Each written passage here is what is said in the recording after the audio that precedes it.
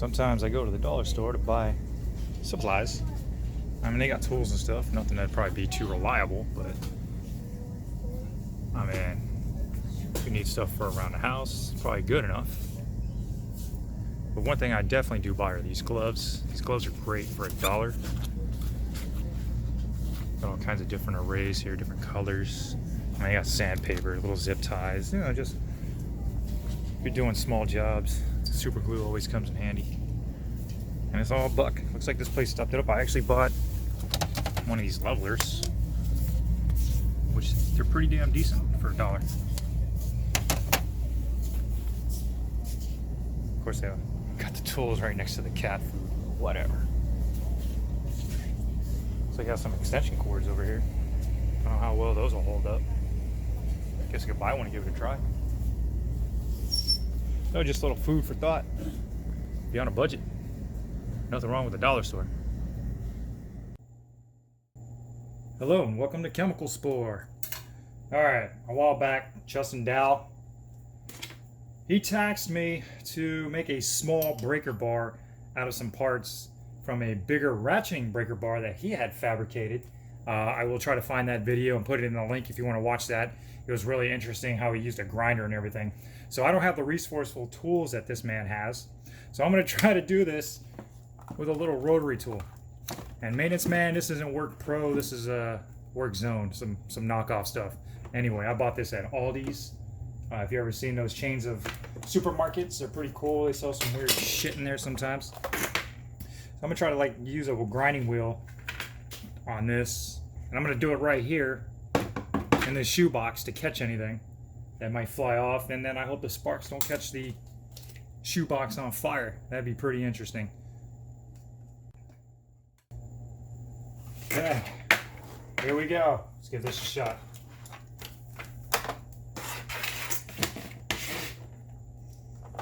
Just hoping nothing flies out, hits something else, breaks something. It should be interesting. I don't know, I got his little grinding wheel here. Nope.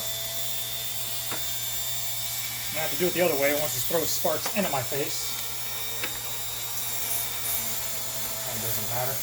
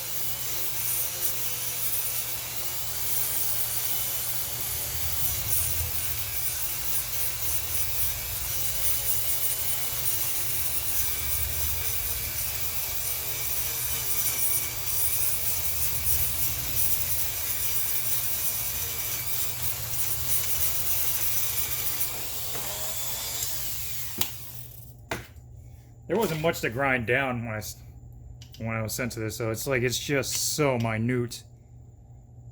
Just have to get this down just a little bit.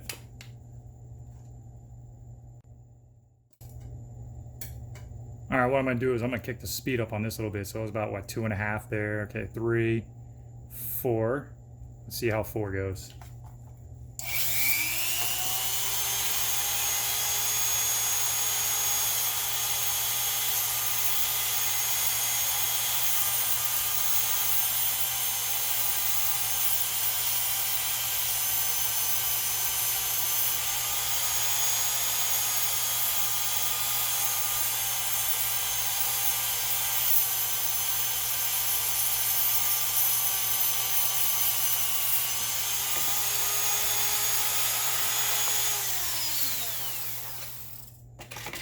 Thing is really scuffed up. Let's see if I made any progress.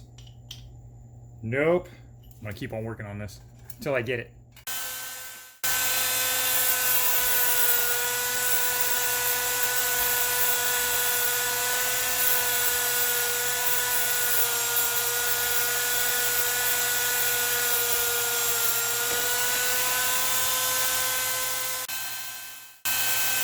This is gonna be a real pain in my ass.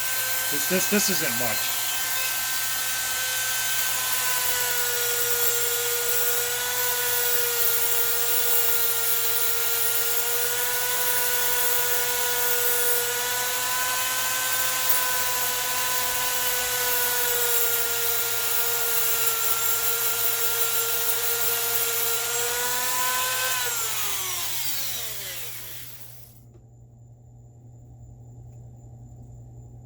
Cutting in there pretty good though. Looks like I'm getting a little closer. Still got some more grinding to go. This isn't exactly the best tool, but I mean, it's working. Here on the latest news. So I was able to get the bolt through. Like it's getting in there now, but here's the problem.